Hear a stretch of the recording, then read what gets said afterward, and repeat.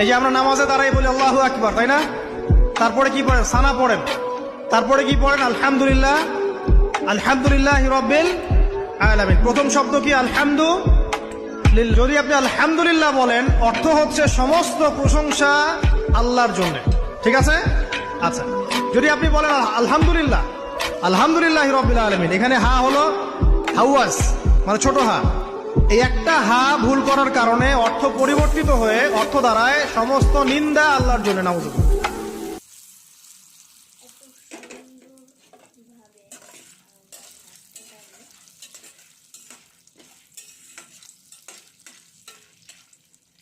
তুমি বল দিয়ে দে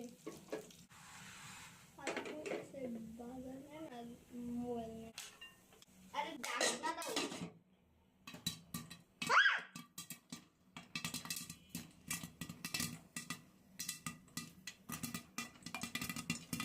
ওদের ফোন করছে দেখা